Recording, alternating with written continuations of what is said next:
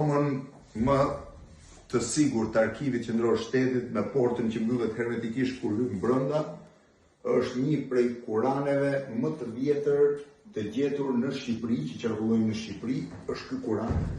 Nuk mund ta kap me dorashka se është ndaluar, duhet ta kapësh me duar, mbasi duart janë dezinfektuar dhe pastruar përpara.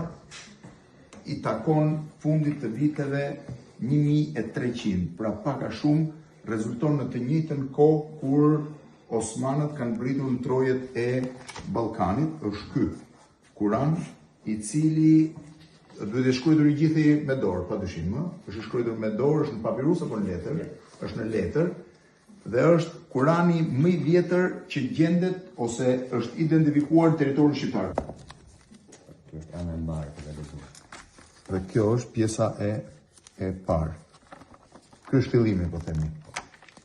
Dy fletë e para janë të zhvumësuara, por të tjera janë origjinale. Fundi 1300-s. Ose fillimi 1300-s. Ose fillimi 1300-s. Kurani më i vjetër që gjendet në Shqipëri.